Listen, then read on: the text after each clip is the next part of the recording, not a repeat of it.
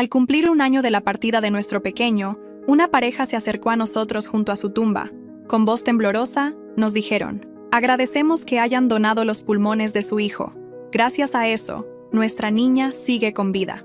Me quedé paralizada, observando a esos desconocidos. ¿De qué hablaban? Nunca autorizamos nada parecido con los órganos de Lucas. Mi esposo, pálido, tartamudeó antes de recuperarse. ¿No son ustedes los padres de Lucas Martínez? La pareja asintió con urgencia. Sí, lo somos. Pero Lucas sufrió un paro cerebral irreversible durante su coma. No hubo trasplante, respondí. La mujer sacó su móvil. Este correo dice lo opuesto. Me mostró la pantalla. Autorización de donación de órganos, firmada por Daniel Martínez, coordinador médico. Doctora Laura Mendoza. Mi sangre hirvió. Ese era el nombre de mi marido. Y la doctora Mendoza era la asesora que nos presionó sin descanso para donar los órganos de Lucas, mientras él seguía en coma. Están equivocados, murmuré. Mi esposo me agarró del brazo. Ni siquiera era nuestro médico. Pero la mujer insistió, buscando en su teléfono. Miren, el Hospital Central, donde estuvieron tanto su hijo como nuestra hija. Y la doctora Mendoza, su mandíbula cayó de golpe. Dios mío. ¿Sabían de esto? Me solté de Daniel y me acerqué al dispositivo. Allí estaba. Laura Mendoza, condenada por tráfico ilegal de órganos, 12 años de prisión, pago a familias, hasta $75,000 por autorizar donaciones de pacientes en estado crítico. El silencio fue abrumador. Seguí leyendo. 14 casos confirmados donde Mendoza sobornó a familiares para retirar el soporte vital a pacientes con signos de mejoría. Me giré hacia mi esposo, ahora tembloroso y demacrado. $75,000. Los recibiste. $75,000. Él guardó silencio. Mataste a nuestro hijo por dinero. La familia receptora se quedó inmóvil, la mujer cubriéndose la boca con las manos. Me dijiste que tuvo muerte cerebral mientras yo tomaba un café. Susurré con voz quebrada. Me llamaste para decirme que Lucas estaba empeorando. Cuando volví de la cafetería ya se estaba yendo. Pero tú desconectaste los cables cuando no estaba, ¿cierto? Daniel no pudo sostener mi mirada. ¿No lo entiendes?, grité, con lágrimas cayendo. Luna tenía 4 años. Escribió una carta a Papá Noel pidiendo que su hermano regresara. La selló en un sobre manchado de lágrimas, firmado por todos sus compañeros. Durmió en su cama durante meses porque conservaba su olor. Tú lo hiciste sabiendo que lo mataste por dinero. El padre de la niña receptora palideció. Dios mío, nuestra hija lo mató. Nunca habríamos aceptado. Continué. Perdí mi empleo. El que amaba, porque no podía concentrarme. Perdimos la casa porque no podía trabajar, y dijiste que las deudas médicas nos arruinaron, pero tenías $5,000 escondidos. La verdad me golpeó como un tren. Mi hermana pagó la hipoteca durante 6 meses. Mi madre se mudó para cuidar de Luna mientras yo sufría un colapso nervioso. Ellos agotaron sus ahorros, y tú guardaste ese dinero manchado de sangre. ¿Compraste un yate nuevo de $60,000 2 meses después de que Lucas muriera? Daniel enrojeció. Dijiste que era un regalo de tu tío adinerado. Lo compramos con la vida de nuestro hijo. Su rostro se tornó escarlata. Al menos la terapia ayudó, murmuró. La terapia que apenas pudimos pagar durante los primeros 8 meses porque no teníamos dinero. Miró hacia abajo, pero luego te ascendieron y pudimos costearla. Claro, y ahora asistes a cada sesión, sosteniendo mi mano mientras el terapeuta dice que debo perdonarme. ¿Sabes qué? No necesito perdón. ¿Recuerdas lo que dijiste en su funeral? Daniel palideció. Dijiste que ambos estuvimos ahí, luchando por él hasta el final. Hiciste un discurso sobre estar presente cuando más lo necesitaba. Te llamaron padre del año mientras yo era la madre que se ausentó. La pareja se derrumbó, la madre vomitando entre sollozos. El doctor Ramírez dijo que mostraba mejoría. Nuestro niño me apretó la mano el día anterior. El médico aseguró que despertaría. Su abuela le tejía un suéter para cuando abriera los ojos, mientras tú te aseguraste de que nunca lo usara. Daniel temblaba. Luna sigue dibujando cartas para él, dije en voz baja. Cada semana, para su tumba. Pregunta si puede verlas desde el cielo. Tiene 6 años y aún pregunta por qué Dios lo necesitaba más a él que a ella. Destruiste su infancia por $75,000. Mis padres se culparon. Si hubieran estado esa noche, tal vez Lucas habría luchado más. Mi padre tiene dolores en el pecho por la culpa. Mi madre toma ansiolíticos. Una familia entera destrozada. Todo por el salario de 1 año. La pareja huyó a su auto mientras yo sacaba las llaves del coche de Daniel. Conduzco a casa. Tú no vienes. Por favor, no llames a la policía, suplicó. No lo haré. Llamo a alguien que hará algo mucho peor.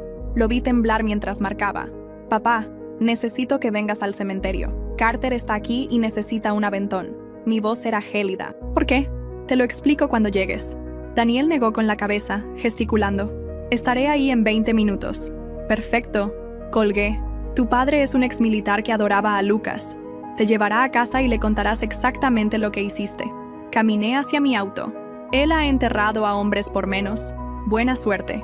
20 minutos se sintieron como una eternidad, de pie en el cementerio, observando el camino hasta que la camioneta negra de papá dobló la esquina. Vi sus nudillos blancos apretando el volante desde 50 pies de distancia. Daniel retrocedió, pero no había escapatoria. Papá ni siquiera me miró. Sus ojos estaban fijos en Daniel a través del parabrisas, como si fuera su objetivo. Los hombros de Daniel se encorvaron mientras caminaba hacia la puerta del pasajero como un condenado. Papá no desbloqueó el auto hasta que Daniel tocó la ventana. El clic de la cerradura resonó como un disparo en el silencio del cementerio. Me subí a mi coche sin mirar atrás. Si hubiera visto la expresión de papá, quizá me habría derrumbado. Mis manos temblaban tanto que dejé caer las llaves 2 veces antes de encender el motor. Conduje 2 millas antes de detenerme en una gasolinera. Mi visión se nubló por las lágrimas y mi pecho parecía aplastado. Me senté en el estacionamiento grabando todo en mi teléfono. El correo que me mostraron, los 75,000 lotto letters, cada palabra de Daniel. 10 minutos de grabación se convirtieron en 20. Recordé cómo me agarró del brazo, cómo palideció al mencionar el yate, cómo evitó mis ojos al hablar de la carta de Luna a Papá Noel. Tuve que detenerme de nuevo a 3 cuadras de casa. Mis manos temblaban más fuerte mientras grababa sobre la doctora Mendoza y la presión que ejerció. Daniel siempre se reunía con ella a solas mientras yo me quedaba con Lucas. Al llegar a casa, el auto de mamá estaba en la entrada. La vi a través de la ventana de la cocina, sentada a la mesa con un rompecabezas. Todo parecía tan normal que me revolvió el estómago. Entré por la puerta trasera y Luna corrió hacia mí. Me arrodillé y la abracé con todas mis fuerzas mientras mamá me observaba, preocupada. Le dije a Luna que la amaba unas 10 veces antes de pedirle a mamá que se la llevara esa noche. Ella asintió sin preguntar. Luna me mostró una pieza del rompecabezas que parecía una mariposa. «Eres muy inteligente», le dije, mientras mamá preparaba su bolsa. 15 minutos después, se fueron. La casa quedó en silencio. Esa noche, abrí mi computadora y encontré el video del funeral de Lucas que mi primo había subido a Facebook. Allí estaba Daniel, en el podio, con su traje negro, hablando de cómo ambos luchamos por nuestro hijo hasta el final. Su voz era firme. Estuvimos ahí cuando más nos necesitaba. Tuve que correr al baño a vomitar cuando mencionó el deber sagrado de proteger a los hijos. Regresé y lo vi 3 veces más, notando detalles que antes había pasado por alto. Cómo ajustaba su corbata al hablar del hospital. Cómo su voz se quebró no por dolor, sino por algo más, al decir que la muerte de Lucas no fue en vano. El video tenía más de 200 comentarios llamándolo valiente. Capturé cada uno, sabiendo que esas mismas personas pronto conocerían la verdad. Me conecté a nuestra banca en línea y revisé los estados de cuenta de los últimos 2 años. Allí estaban 3 depósitos en efectivo de $25,000 cada uno, 2 semanas después de la muerte de Lucas, marcados como regalo. Recordé a Daniel diciendo que su tío había ayudado con los gastos del funeral. Algo no encajaba. ¿Por qué Daniel siempre se reunía con la doctora Mendoza a solas mientras yo me quedaba con Lucas? Descargué cada estado de cuenta de ese periodo y encontré más depósitos pequeños, $5,000 aquí, $3,000 allá, siempre por debajo del límite de reporte y con descripciones vagas. El sitio web del concesionario de Yates aún tenía el anuncio en caché. Al hacer clic, vi que la fecha de compra fue 32 días después de la muerte de Lucas, por $58,000 en efectivo. Tomé capturas de pantalla. Las envié a 3 correos diferentes. Las guardé en la nube, las imprimí y las escondí en el garaje, detrás de latas de pintura viejas. Le envié un mensaje largo a mi hermana explicando todo.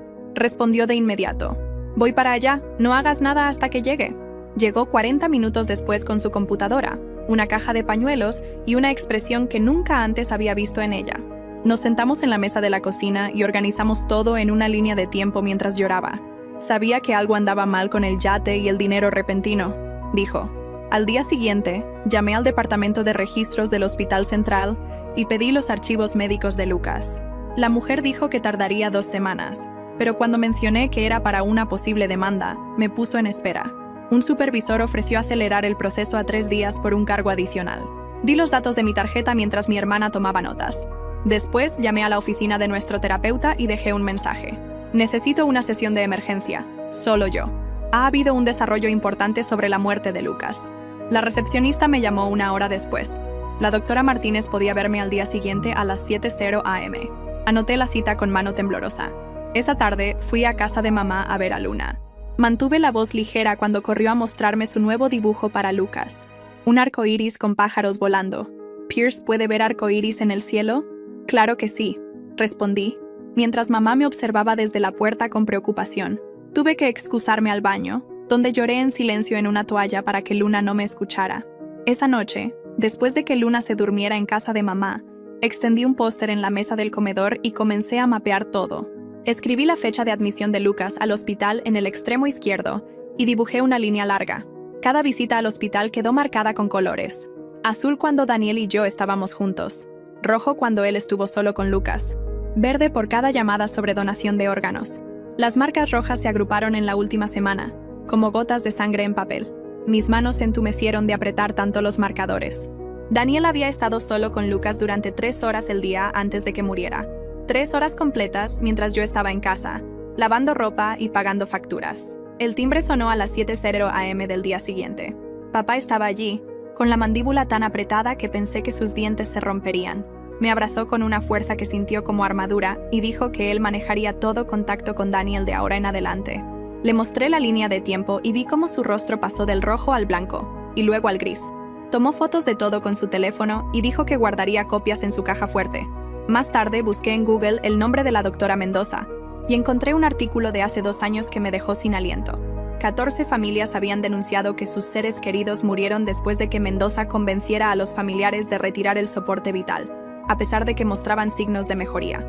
El artículo incluía un enlace a un grupo privado de Facebook para las familias. Mi cursor se quedó sobre él durante 10 minutos antes de hacer clic. Mi teléfono sonó mientras leía sus historias. Era el hospital. La gerente de riesgos se presentó con una voz falsamente preocupada. Investigaremos sus inquietudes personalmente. El hospital toma estos asuntos muy en serio. Sus palabras ensayadas me dijeron que ya tenían abogados involucrados. Colgué sintiéndome enferma. Papá me envió un mensaje 1 hora después. Daniel está aquí. Luego llegó otro texto. Lo hice sentarse en el porche.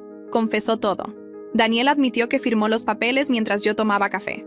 Papá dijo que Daniel lloró como un niño, pero a él no le importó. Al día siguiente, a las 7:00 a.m., me senté en la oficina de la doctora Martínez con las manos temblorosas en el regazo. Escuchó todo sin interrumpir y luego me dio la tarjeta de un abogado de víctimas. Esto no es tu culpa, me recordó.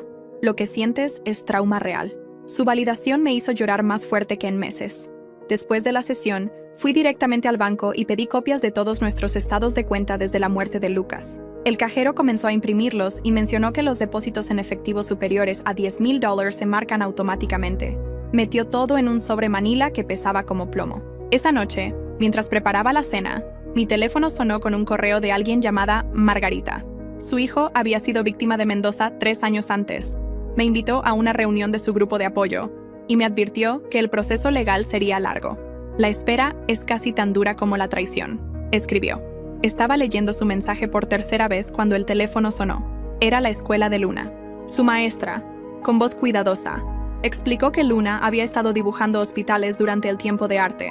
También le había dicho a otros niños que su papá era malo. Programé una cita con el consejero escolar para el día siguiente. Necesitaba ayudar a mi hija a procesar esta pesadilla sin destruir su relación con su padre. 3 días después, llegó un sobre grueso del hospital con los registros médicos completos de Lucas. Extendí los papeles sobre la mesa de la cocina con manos temblorosas. La página 47 mostraba la hora exacta en que se retiró el soporte vital, 2:53 p.m. del 15 de marzo. Mi recibo de café de la cafetería tenía marca de tiempo a las 2:48 p.m. Daniel le había dicho a todos que Lucas tuvo muerte cerebral a las 3:55 p.m. La mentira estaba allí, en blanco y negro. Desconectó los cables mientras yo volvía con mi café, y luego esperó 1 hora para llamarme. Tomé fotos de cada página y las envié a mi correo, a mi hermana y al abogado recomendado por la doctora Martínez. La evidencia se acumulaba como piedras alrededor del cuello de Daniel. Al día siguiente, revisé nuestras facturas telefónicas antiguas en línea. Allí estaban. 3 llamadas a un número desconocido el 14 de marzo, el día antes de que Lucas muriera. Busqué el número en Google y descubrí que pertenecía a la oficina de la doctora Mendoza. La primera llamada fue a las 9:00 am y duró 23 minutos. La segunda, al mediodía, 19 minutos. La tercera, a las 4:30 p.m., 27 minutos. Capturé todo y lo guardé en 3 servicios de nube diferentes. Mis manos temblaban mientras buscaba artículos de noticias sobre el tiempo de Lucas en el hospital. En la página 4 de los resultados, encontré un artículo local del 13 de marzo. El titular hablaba de mejoras en el hospital, pero en el medio había una cita que me heló la sangre. El doctor Ramírez declaró que varios pacientes en coma en el Hospital Central mostraban signos neurológicos alentadores y podrían despertar en semanas. El artículo no mencionaba nombres, pero la fecha coincidía exactamente con 2 días antes de que Daniel desconectara los cables de Lucas. Imprimí 20 copias del artículo y resalté la cita del doctor Ramírez en cada una. Esa tarde, papá llegó a la casa con los registros telefónicos que le había enviado. Su rostro era de piedra mientras se dirigía al apartamento de Daniel sin decirme a dónde iba. 2 horas después, me envió un mensaje. Daniel admitió recibir el dinero, pero juró que creía que Lucas no tenía esperanza. Papá añadió que Daniel lloró como un bebé y le rogó que no me contara, pero papá grabó todo en su teléfono. Mi teléfono vibró con un mensaje de un número desconocido. Era la madre receptora. Había conseguido mi número y preguntaba si podíamos hablar, ya que su hija vivía gracias a Lucas, pero no podía vivir con la culpa. Leí su mensaje durante 10 minutos antes de responder que lo pensaría.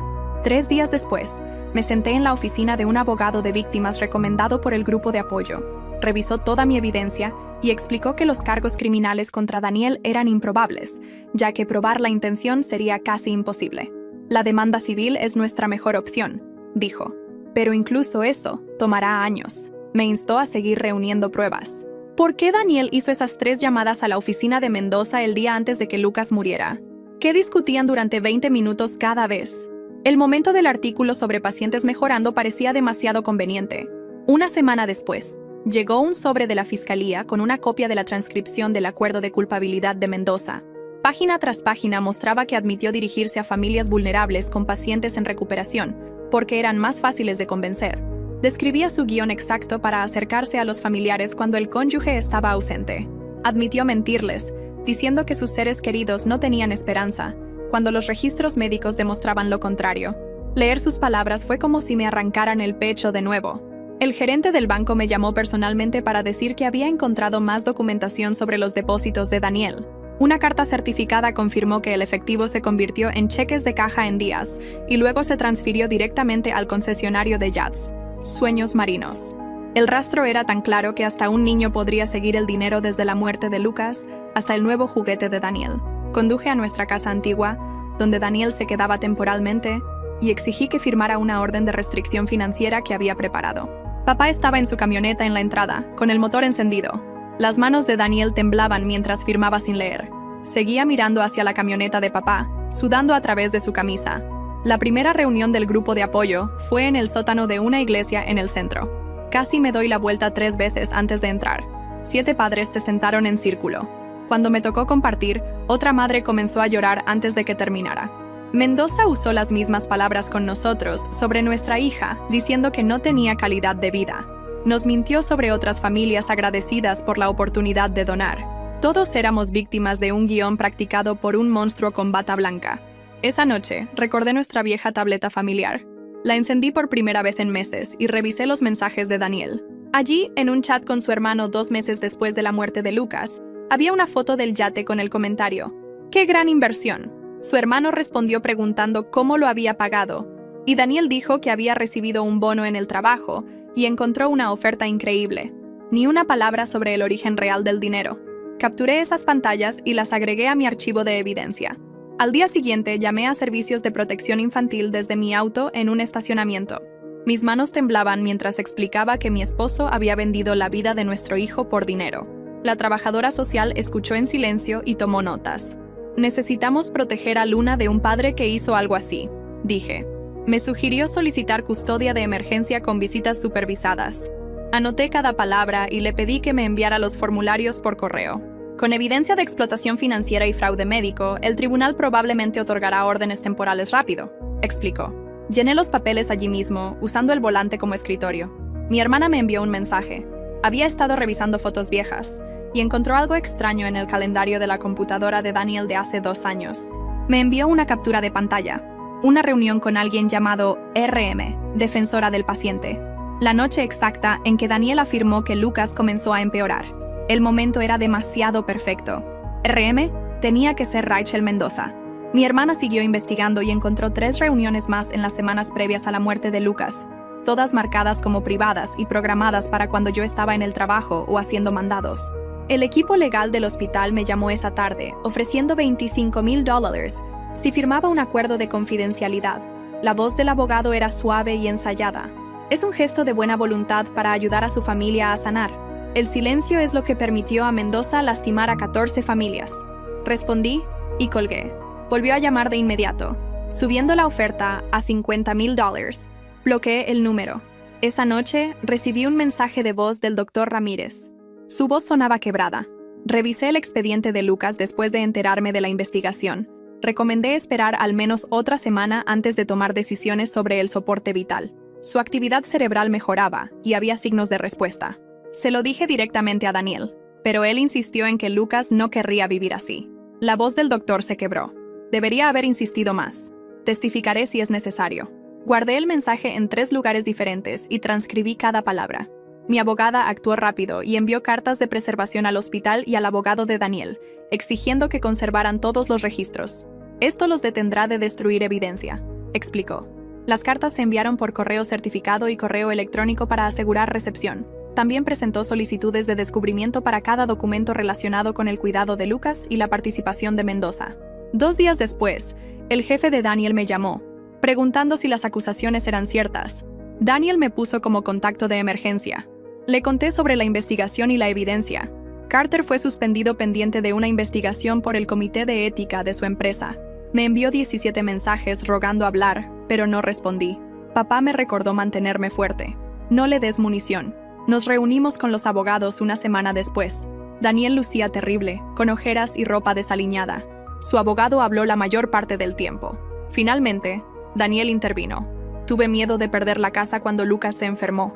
Mendoza me convenció de que sus órganos podrían salvar a otros niños. Afirmó que creía que Lucas ya no tenía esperanza, a pesar de lo que decía el doctor. Su abogado intentó detenerlo, pero Daniel siguió. El dinero se sentía sucio, pero lo necesitábamos para el futuro de Luna. Quise arrojarle mi vaso de agua, pero mi abogada me detuvo. Esa noche encontré la carta de Luna a Papá Noel y la caja de recuerdos que guardaba en mi armario. Su letra de 4 años era temblorosa, pero legible. Quiero que mi hermano vuelva. El papel aún tenía manchas de lágrimas. Me senté en el suelo de mi habitación, leyéndola una y otra vez, hasta que algo hizo clic en mi mente. No necesitaba perdonarme por tomar un café, porque no hice nada malo. Daniel era quien necesitaba perdón, pero nunca lo obtendría de mí. Los registros médicos completos llegaron 3 días después en 2 cajas. Mi abogada y yo pasamos 6 horas revisando cada página. Allí estaba, en la página 847. Mendoza había marcado el consentimiento como obtenido con ambos padres presentes, pero la marca de tiempo mostraba que yo estaba en la caja registradora de la cafetería. La falsificación era tan obvia que mi abogada se rió. Esto solo le dará más años de prisión a Mendoza y destruirá cualquier defensa de Daniel. Papá vino el fin de semana y me ayudó a configurar una aplicación de grabación en mi teléfono que guardaba todo automáticamente en la nube. Practicamos escenarios, Daniel presentándose en la casa o acercándose a mí en público. Construir un caso sólido significa estar preparada para todo, dijo. Me compró una cámara pequeña para el auto y la instaló. Si Daniel intentaba confrontarme, crearíamos un muro de evidencia que protegería a Luna. 3 semanas después, el equipo legal del hospital llamó a mi abogada con una nueva oferta. $200,000 sin acuerdo de confidencialidad. El dinero aseguraría el fondo universitario de Luna y terapia hasta la preparatoria. Mis manos temblaban mientras sostenía el bolígrafo sobre la línea de firma. Aceptar su dinero se sentía como dejar que compraran su salida, pero ver a Luna luchar en la escuela por no poder pagar un consejero especial dolía más. Necesito 48 horas para pensarlo. Esa misma tarde, una reportera del periódico local me llamó. 12 familias ya habían compartido sus historias anónimamente. Nos reunimos en una cafetería del centro, donde me mostró borradores de los otros artículos. Una madre encontró la cuenta bancaria secreta de su esposo 6 meses después de la muerte de su hijo. Otra familia descubrió la verdad cuando Mendoza fue arrestada. Pasé 3 horas contándole todo. Cambió detalles para proteger nuestra identidad. pero mantuvo los 75,000 y la compra del yate. Ver nuestra pesadilla escrita me revolvió el estómago. 2 días después, el artículo se publicó en primera plana. El precio de la confianza. Mi teléfono no dejó de vibrar con mensajes de personas que reconocieron nuestra historia. El cerebro de Lucas realmente mejoraba, decía el doctor Ramírez. Daniel le dijo que Lucas no querría vivir así. La madre receptora me envió un correo esa noche. 3 páginas de disculpas y una oferta para testificar. Adjuntó estudios médicos que mostraban que el tipo de actividad cerebral de Lucas solía llevar a la recuperación. Su hija estaba bien, pero cargaba con culpa. Querían unirse a nuestro esfuerzo por reformar la supervisión hospitalaria. Al día siguiente, fui a la corte y solicité separación legal. La empleada me dio paquetes de formularios mientras explicaba el proceso de evaluación de custodia. Solicité visitas supervisadas para Daniel y custodia legal exclusiva para decisiones médicas y educativas. La tarifa de presentación vació mi cuenta, pero papá me escribió un cheque antes de que pudiera pedirlo. 2 semanas después, el abogado de Daniel presentó su declaración escrita. Afirmaba que Mendoza le dijo que Lucas estaba técnicamente con muerte cerebral, sin posibilidad de recuperación, pero los registros médicos mostraban que los escaneos cerebrales de Lucas mejoraban diariamente antes de su muerte. La declaración de Daniel también decía: estuve de acuerdo con la decisión verbalmente antes de ir por café. Mi abogada se rió al leer eso, ya que las cámaras de seguridad me mostraban caminando a la cafetería sola, llorando. A través de una solicitud de libertad de información, obtuve la auditoría interna del hospital del año en que Lucas murió. El informe de 50 páginas detallaba 6 quejas sobre Mendoza, presionando a familias antes de cualquier investigación. Los administradores celebraron reuniones sobre su defensa agresiva de pacientes, pero no tomaron acción. Una página mostraba que generó más donaciones de órganos que cualquier otro coordinador en el estado. El Consejo de Ética del hospital marcó sus números como estadísticamente imposibles sin coerción. Hice 5 copias y envié una a la reportera. Ese fin de semana, mientras Luna estaba en casa de mamá, grabé un mensaje de video en el cuarto de Lucas. Hablé a la cámara durante 1 hora sobre todo lo sucedido. Por eso luché tanto por la verdad. No puedo seguir casada con alguien que mató a su hermano. Puse el video en una memoria USB y la guardé en mi caja de seguridad para cuando Luna cumpliera 18. La fecha de la deposición llegó antes de lo esperado. Me puse mi único traje y llevé 3 carpetas de evidencia. El abogado del hospital se veía incómodo al otro lado de la mesa. Presenté la cronología con calma, mostrando cada documento. Cuando preguntaron sobre mi estado emocional, describí cómo descubrí en un cementerio que mi esposo vendió la vida de nuestro hijo. Después de 4 horas, pidieron un receso y no objetaron ninguna de mis pruebas. La deposición de Daniel al día siguiente fue tan mala como predijo mi abogada. La reportera de la corte dijo que nunca había visto a alguien contradecirse tanto. Cuando le preguntaron sobre su discurso fúnebre, Daniel se derrumbó en sollozos. Admitió que ensayó ese discurso durante días, sabiendo que había desconectado los cables. Al principio negó los 75,000, luego admitió la cantidad completa. Su abogado intentó redirigir, pero Daniel no podía parar de hablar. La culpa me está matando. Quiero morir. Un mes después, la oficina del fiscal declinó presentar cargos criminales, citando evidencia insuficiente. No me sorprendió, ya que el abogado de Daniel probablemente negoció inmunidad a cambio de testificar contra el hospital. El caso civil continuaría. Mi abogada dijo que teníamos suficiente evidencia para arruinar la reputación del hospital. 3 semanas después, presentamos la demanda civil contra el Hospital Central y Daniel, uniéndonos a otras 14 familias víctimas del mismo esquema. La sala de conferencias estaba llena de padres con cajas de pañuelos y expedientes médicos. Cada familia contó su historia. Una madre perdió gemelos. Otro padre se suicidó. El abogado principal explicó que teníamos suficiente evidencia para potencialmente quebrar al hospital, lo que hizo que su compañía de seguros se interesara en un acuerdo. Comencé terapia EMDR porque la terapia regular no tocaba el trauma. Después de la primera sesión, dormí 8 horas seguidas por primera vez en meses. Las pesadillas no desaparecieron, pero cambiaron. Mi cuerpo dejó de sentirse en alerta constante. La corte emitió una orden congelando todos los activos matrimoniales. El abogado de Daniel argumentó que el yate era un regalo, pero yo tenía los registros bancarios. La jueza ordenó que el yate se vendiera de inmediato. Daniel lo vio ser llevado, el mismo yate del que presumía en redes sociales mientras yo firmaba los papeles del funeral de Lucas. La madre receptora y yo nos encontramos en una cafetería. Después de semanas de mensajes, trajo un álbum de fotos de su hija, sana y jugando fútbol. Ella tiene el hígado de Lucas, dijo. Nunca habríamos aceptado los órganos si hubiéramos sabido. Me mostró una tarjeta de agradecimiento que su hija escribió para nosotros, pero que nunca enviaron. Nos sentamos 3 horas compartiendo fotos. 2 madres unidas por la peor tragedia. La oferta del hospital saltó a $500,000 después de que mi abogada amenazó con hacer públicos los 14 casos. Incluía terapia para Luna hasta los 21 años y mis costos de terapia. Aunque podríamos obtener más, estaba cansada de luchar. Otras familias también aceptaron acuerdos. Después de 2 semanas de ida y vuelta, acepté, pero me negué a firmar un acuerdo de silencio sobre Lucas. Algunas batallas importan más que el dinero. La historia de Lucas necesita ser contada. El hospital finalmente cedió. Daniel se mudó a un apartamento pequeño al otro lado de la ciudad. Usamos una aplicación de coparentalidad que documenta todo. Su primera visita supervisada fue en el centro comunitario, con una trabajadora social presente. Luna no entendía por qué no podían ir al parque solos, pero se adaptó. 6 meses después, en el grupo de apoyo, hablé sin culparme por el café. La ausencia no es traición, dijo un padre. Otro añadió, perdonarnos por ser humanos no es perdonar a un monstruo. Papá se disculpó por querer lastimar a Daniel en el cementerio. La violencia no traerá a Lucas de vuelta, dijo.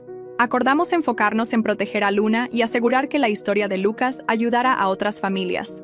Papá y Luna comenzaron a construir una caja de recuerdos con las cosas favoritas de Lucas. Pasábamos los domingos trabajando en ella mientras Luna dibujaba nuevas imágenes para agregar. El aniversario de la muerte de Lucas llegó rápido. Lo mantuvimos íntimo. Mamá, papá, mi hermana, Luna y yo en el cementerio. Dejé el suéter que su abuela tejió para él y Luna puso su dibujo más reciente. Lucas jugando fútbol en el cielo. Papá se aclaró la garganta mientras mamá sostenía mi mano. No nos quedamos mucho.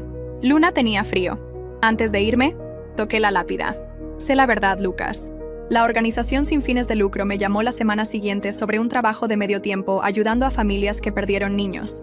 Aunque el salario era la mitad de lo que ganaba antes, lo acepté de inmediato.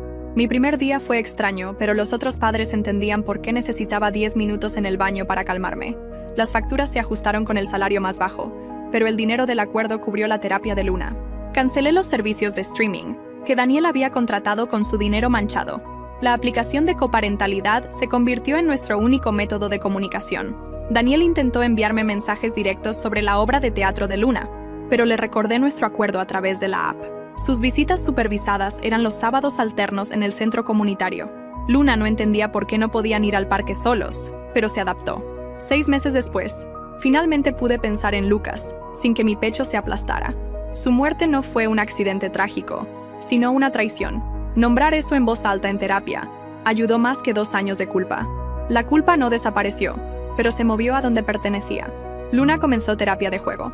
Después de 3 meses dejó de dibujar hospitales. Su terapeuta le enseñó a escribir cartas a Lucas sobre recuerdos felices, cuando le enseñó a andar en bicicleta, cuando construyeron un fuerte durante una tormenta. Ahora sus dibujos mostraban a Lucas comiendo helado o jugando con su perro, no en una cama de hospital. En el grupo de apoyo, 5 de nosotros, cuyas familias fueron víctimas del mismo esquema, nos reunimos con un abogado para revisar políticas hospitalarias. 3 meses después, presentamos recomendaciones al Consejo del Hospital. Los nuevos protocolos exigían que 2 médicos independientes firmaran cualquier decisión de fin de vida y prohibían incentivos financieros para la adquisición de órganos. Mi hermana me presentó a alguien de su gimnasio que había perdido a su esposa por cáncer. Nos conocimos primero para un café. No le importó cuando le conté sobre Daniel y Lucas. La confianza toma tiempo reconstruir, dijo. Después de 2 meses lo dejé conocer a Luna en un parque. A ella le gustó que la empujara en los columpios sin que yo se lo pidiera. Nunca intentó ser su padre, solo un amigo, y eso lo hizo más fácil. La vida comenzó a sentirse posible de nuevo, aunque no como la había planeado. Algunas mañanas me despertaba sin recordar de inmediato que Lucas se había ido. Entonces la culpa golpeaba por olvidar, aunque fuera por un segundo. Pero Luna reía más ahora, risas reales, no las sonrisas forzadas de antes. A veces veía destellos de Lucas en ella, cómo arrugaba la nariz al concentrarse o inclinaba la cabeza al hacer preguntas. Esos momentos dolían, pero también se sentían como regalos. La resurrección por la que oré nunca llegó, pero ver a Lucas vivir a través de la risa de Luna importó más que cualquier milagro.